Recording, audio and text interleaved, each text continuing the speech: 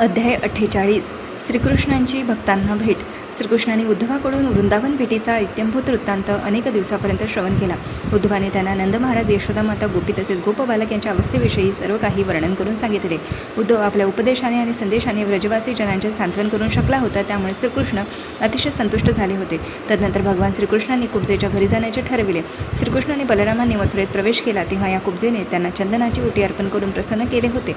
भगवद्गीतेत म्हटल्याप्रमाणे भक्त जसे भगवंतांना संतुष्ट करण्याचा प्रयत्न करतात, तसे भगवंत देखील आपल्या भक्तांना संतुष्ट करण्याचा सदैव प्रयत्न करतात.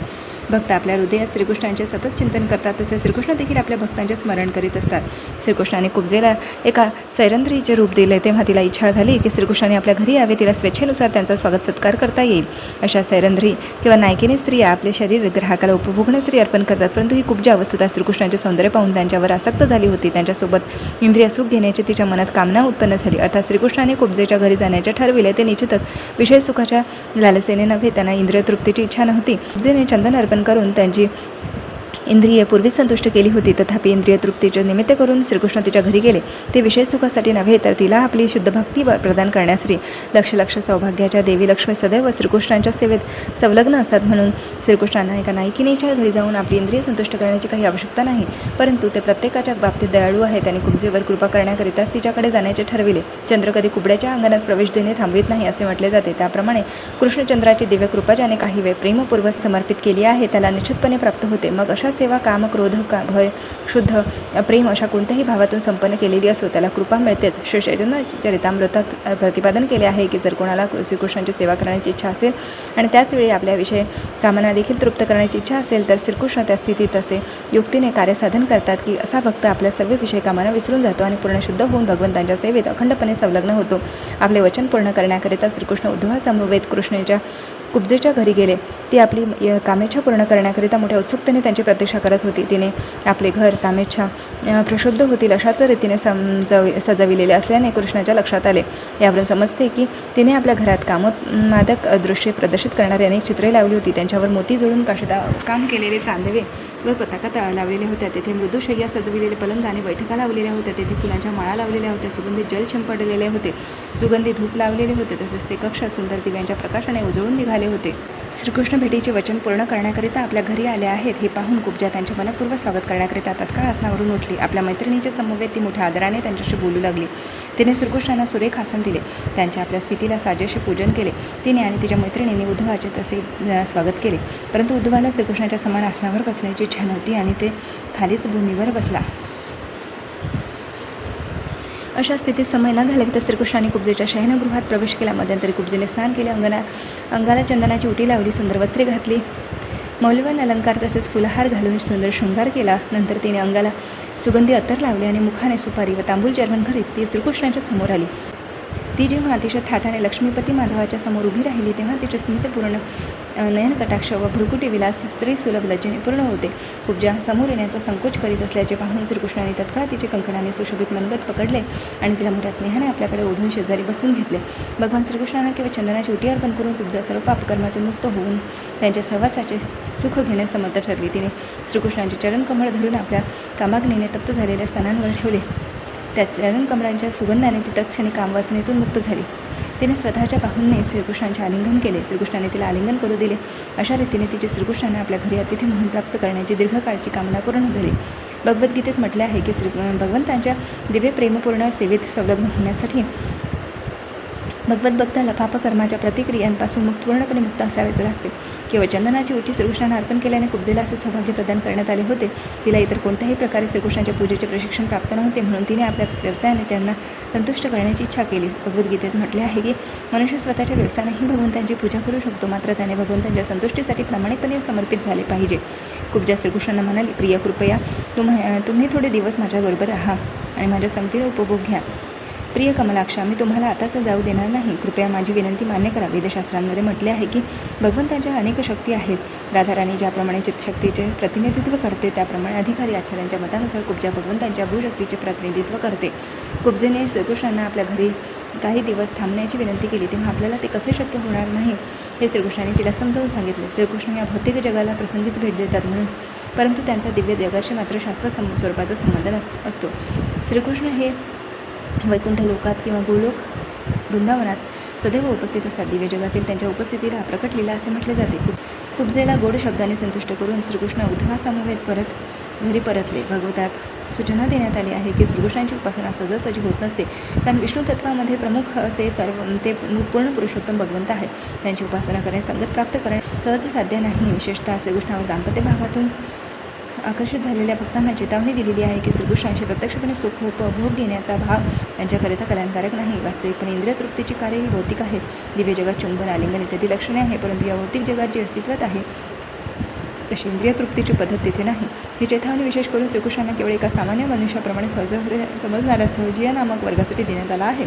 ते विकृत मार्गाने कामसुख घेण्याची इच्छा धरतात. आध्यात्मिक संबंधात इंद्रिय तृप्ती सर्वाधिक तुच्छ आहे.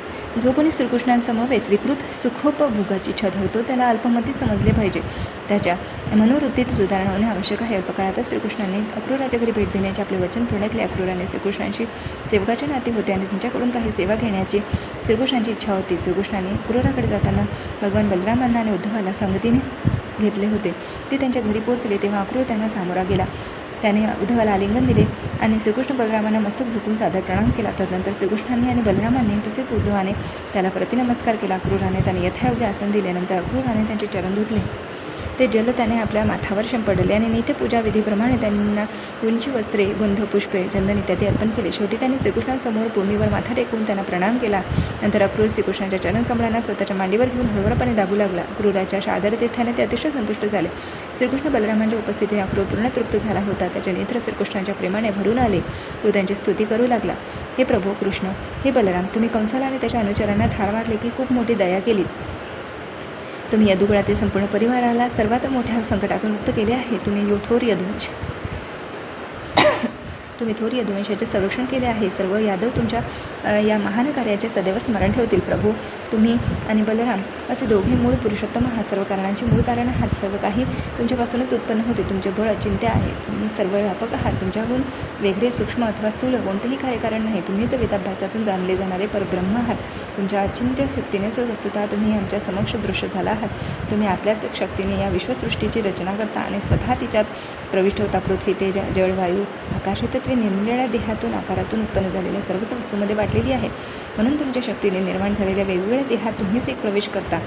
तुम्ही भिन्न आत्मा म्हणून प्रत्येक शरीरात प्रवेश होता, तर स्वतंत्रपणे परमात्मा म्हणून त्यात प्रवेश करता. भगवद्गीतेत म्हटले आहे की प्रत्येक शरीर श्रीकृष्णांच्या अपराशक्तीने निर्माण होते. जीवात्म्यांचे त्यांचे सनातन विभिन्न अंश आहेत आणि परमात्मा त्यांना एकदेशीय अंश प्रकाश आहे. अशा रीतीने भौतिक शरीर, आत्मा आणि परमात्मा यांच्या एकत्रीकरणाने प्राणी अस्तित्वात येतो. हे सर्वच मूलतः एकाच भगवंताच्या वेगवेगळ्या शक्ती आहे. अक्रूर पुढे म्हणाला, भौतिक जगात तुम्ही तम, रज, सत्व अशा प्राकृतिक त्रिगुणांच्या अंतर्क्रियांनी अखिल सृष्टींची उत्पत्ती, पालन, पोषण आणि संहार घडवून आणता. परंतु अशा प्राकृतिक गुणांच्या कार्याने तुम्ही बंधनात सापडत नाही, कारण तुमचे परम ज्ञान जीवन मात्राच्या ज्ञानाप्रमाणे विस्मृतीत जात नाही. भगवंत भौतिक विश्वरचनेत प्रवेश करतात आणि समयानुसार तिची उत्पत्ती, धारण आणि संहार करतात. तर त्यांना अंश असलेले जीव भौतिक तत्वात प्रवेश करून ठराविक शरीरे मिळवतात. भगवंत आणि जीवात हेच अंतर आहे की जीव भगवंतांचे अंश आहेत आणि प्राकृतिक त्रिगुणांच्या अंतर्क्रियांनी वशीभूत होण्याच्या प्रवृत्तीचे आहेत. तथापि श्रीकृष्ण परब्रह्म आणि परम ब्रह्म सदैव ज्ञानात स्थित असल्यामुळे अशा कार्याने प्रभावित होत नाही. म्हणून श्रीकृष्णांना अच्युत अर्थात ते कधीही च्युत होता नाही असे म्हणतात. त्यांचे दिव्यत्वाचे ज्ञान भौतिक कार्याने कधी आवृत्त होत नाही. तथापि शूद्रजीवांची प्रवृत्तीच भौतिक कार्याच्या प्रभावाने स्वस्वरूपाने ज्ञान विसरण्याकडे असते. जीवात्मे हे एखाद्या प्रचंड अग्नीचे शूद्र स्वरूपाचे स्फुलिंगी असावे. त्याप्रमाणे श्रीकृष्णांचे विभिन्न अंश आहेत. अग्नीचे स्फुलिंगी स्वतंत्रपणे विझून जाऊ शकतात, परंतु अग्नी मात्र कधी नष्ट होत नाही. त्याचप्रमाणे जीव भौतिक कृतीने मोहित होऊन स्वस्वरूप विसरतात, परंतु श्रीकृष्ण शाश्वत ज्ञानात स्थित आहे. अक्रूर म्हणाला, अल्पबुद्धीचे लोक चुकीने असे समजतात की तुमचे रूप भौतिक शक्तीने आणि मायेने बनलेले आहे. तथापि ही संकल्पना तुम्हाला मुळीच लागू होत नाही. वस्तुतः तुम्ही सर्वथा दिव्य आहात आणि तुमच्यात आणि तुमच्या देहात भेद नाही. म्हणून तुमच्या बाबतीत बद्ध अथवा मुक्त असण्याचा प्रश्नच उद्भवत नाही. तुम्ही कोणत्याही परिस्थितीत मुक्तच असता. भगवद्गीतेत म्हटले आहे की केवळ मूढ आणि दुष्ट लोकच तुम्हाला सामान्य मनुष्य मानतात. तुम्हाला भौतिक प्रकृतीने बद्ध झालेला असा आमच्यापैकी एक असल्याचे समजते. ही चूक नसून त्याला कारण म्हणजे पूर्ण ज्ञान होय. जेव्हा कधी लोक वेदांच्या मूळ ज्ञानापासून दूर जातात तेव्हा ते सामान्य जीवांना तुमच्यापासून अभिन्न समजण्याचा प्रयास करतात. प्रभू जीवात्मे परब्रह्माशी अर्थात भगवंतांशी एक नाहीत किंवा त्यांच्या समान स्तरावर नाहीत. या सत्य ध्यानाची पुनर्स्थापना करण्याकरता तुम्ही आपल्या मूळ रूपाने या भूलोकात अवतीर्ण झाला आहात. प्रभू, तुम्ही शाश्वतपणे विशुद्ध सत्वात स्थित आहात. परब्रह्म परमेश्वर आणि जीव एकच आहे असे दर्शवण्याचा प्रयत्न करणाऱ्या नास्तिक तत्त्वज्ञानाला दूर करून वास्तविक वैदिक तत्त्वज्ञानाची पुनर्स्थापना करण्याकरिता तुमच्या अवतरण अत्यावश्यक आहे. प्रिय प्रभू, यावेळी तुम्ही वसुदेवाच्या घरी त्यांचे पुत्र म्हणून आपले स्वयंप्रकाशरूप भगवान बलराम यांच्यासह अवतरण झाला आहात. तुमचा उद्देश नास्तिक क्षत्रिय राजांना आणि त्यांच्या प्रचंड सैन्यबळाला विनिष्ट करून भूभाग हलका करणे हा आहे. हा केवळ पूर्ण करण्याकरिता यदुवंशात अवतीर्ण होऊन तुम्ही या वंशात कीर्ती वृद्धिंगत केली आहे. प्रभू, तुमच्या उपस्थितीने आज माझे घर मंगलमय झाले आहे. मी जगातील सर्वाधिक भाग्यवान व्यक्ती आहे. आज अखिल देवता, पितर, प्राणीमात्र, सम्राट राजे यांच्याकडून पूजनीय असे अखिलांचे परमात्मा पूर्ण पुरुषोत्तम भगवान माझ्या घरी आले आहे. त्यांच्या चरणांचे जळ त्रैलोक्याला पावन करणारे आहे आणि माझ्या येथे आले आहे.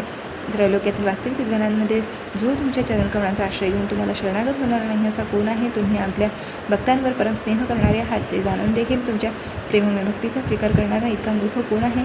संपूर्ण वैदिक वाङ्मयातून तुम्ही प्रत्येक जीवमात्राचे प्रिय मित्र आहात असे घोषित करण्यात आले आहे. भगवद्गीतेतून हे स्पष्ट होते. सर्वोदम सर्वभूतानां प्रभू, तुम्ही साक्षात पूर्ण पुरुषोत्तम भगवंत आहात. आपल्या भक्तांच्या कामना पूर्ण करण्यात पूर्ण समर्थ आहात. तुम्ही प्रत्येकाचे खरे मित्र आहात. तुम्ही स्वतःलाच भक्तांना अर्पण केले आहे. असे असले तरी तुमच्या मूळ शक्तीत कधीही न्यूनता येत नाही. तुमची शक्ती परिमाणाने न्यून अथवा अधिक होत नाही. प्रभू, तुमच्या कार्यकृती अजमाविणे थोर योग्यांना आणि देवतांनाही कठीण आहे. त्यांची पोहोच तुमच्यापर्यंत नाही. तरी देखील आपल्या अहेतुकी कृपेने तुम्ही माझ्या घरी येण्याचे मान्य केले. हाच माझ्या भौतिक अस्तित्वाच्या प्रवासातील सर्वाधिक मंगल क्षण आहे. केवळ तुमच्याच आशीर्वादाने मला आता जाणीव झाली आहे की हे घर, पत्नी, मुले, लौकिक धन, मान, सन्मान, भौतिक अस्तित्वाचे बंध आहेत. कृपया या ग्रंथी तोडा आणि मला मिथ्या, समाज, मैत्री, प्रेम यांच्या जाळ्यातून वाचवा. अक्रूराच्या प्रार्थनेने भगवान श्रीकृष्ण अतिशय संतुष्ट झाले होते. श्रीकृष्ण आपल्या मधुर स्मिताने अक्रूराला अधिकाधिक आकर्षण घेत त्यांच्या भावभक्तीपूर्ण विधानांना प्रत्युत्तर देत म्हणाले, तात अक्रूर, तुम्ही जरी फार नम्र आहात तरीही मी तुम्हाला स्वतःहून श्रेष्ठ अगदी माझ्या पित्याच्या आणि गुरुच्या स्तरावर मानतो. तुम्हाला मी माझे अत्यंत इथेचू पित्र समजतो. तुम्ही मला पूजनीय आहात. तुम्ही माझे काका असल्याने सदैव तुमच्याकडून संरक्षणाला पात्र आहे. मी तुमच्याकडून पालनपोषणाची अपेक्षा करतो, कारण मी तुमच्या मुलांपैकीच एक आहे. अशा पिता सदृश संबंधाव्यतिरिक्त तुमच्यासारखा थोर भक्त सर्वांसाठी पूज्य आहे. सद्भाग्याची कामना करणाऱ्यांनी देवी देवतांहून अश्रेष्ठ अशा तुमच्यासारख्या व्यक्तींना सादर प्रणाम केला पाहिजे. इंद्रसुखाची आवश्यकता भासते तेव्हा लोकच देवी देवतांची उपासना करतात आणि असे देवी देवता आपल्या भक्तांकडून पूजा घेतल्यावरच त्यांना वर देतात. तथापि तुमच्यासारखा एक भक्त जनसामान्यांना सर्वश्रेष्ठ वरदान देण्यात स्वतंत्र असतो. परंतु देवता तर केवळ पूजा करून घेतल्यावरच वरदान देऊ शकतात. तीर्थात गेल्यानंतरच मनुष्याला तीर्थाचा लाभ होतो. तसे विशिष्ट देवतेची उपासना केल्यानंतर दीर्घकाळाने इच्छापूर्ती होत असते. परंतु तात तुमच्यासारखे साधू संत भक्तांच्या इच्छा पूर्ण करतात. तुम्ही सदैव आमचे मित्रांनी हितचिंतक आहात. तुम्ही आमच्या कल्याणार्थ कार्य करण्यात सदैव तत्पर असता. कृपया तुम्ही हस्तिनापुराला जा आणि पांडवांकरिता काय व्यवस्था केली आहे ते पहा. श्रीकृष्ण पांडुपुत्राचे क्षेमकुशल जाणून घेण्याकरिता अतिशय उत्कंठित होते. पांडव अतिशय लहान असतानाच त्यांचे पिता निवर्तले होते. पांडव थोर भक्त होते. भक्त सर्वोदय भगवान श्रीकृष्णांना त्यांच्या क्षेमकुशलाविषयी जाणून घेण्याची फार उत्कंठा लागली होती आणि म्हणून त्यांनी अक्रूराचे हस्तिनापूरला जाऊन सत्यस्थितीविषयीची वार्ता घेऊन येण्याच्या कार्यावर नियुक्त केले. श्रीकृष्ण पुढे म्हणाले, पांडू राजाच्या मृत्यूनंतर त्यांचे पुत्र युधिष्ठिर, भीम, अर्जुन, नकुल, सहदेव तसेच या मुलांची विधवा माता असे सर्वजण धृतराष्ट्राच्या अधीन आहे. त्याने त्या मुलाचा पालक म्हणून सांभाळ करायचा आहे. तथापि मी असे ऐकले की धृतराष्ट्र केवळ जन्मांधच नसून आपल्या दुर्योधन या क्रूर स्वभावी पुत्राच्या स्नेहात देखील आंधळा आहे. 5 पांडव हे पांडू राजांचे पुत्र आहेत, परंतु धृतराष्ट्र दुर्योधनाची योजना आणि युक्त्यांमुळे त्यांच्याशी फारसा अनुकूल नाही. कृपया तुम्ही जिकडे जा आणि धृतराष्ट्र हा पांडवांशी कसा वागत आहे याचे निरीक्षण करा. तुमच्या वाक्यानुसार त्यांना कसे सहाय्य करावयाचे ते आम्ही ठरवू. अशा रीतीने पूर्ण पुरुषोत्तम भगवंताने अक्रूराला हस्तिनापुरात जाण्याची आज्ञा दिली आणि ते भगवान बलराम आणि उद्धव यांच्या समवेत घरी निघाले. अशा रीतीने कृष्ण पूर्ण पुरुषोत्तम भगवान या ग्रंथातील श्रीकृष्णाची भक्तांना भेट नामक अध्यायातील भक्तिवेदांत भाष्य संपन्न.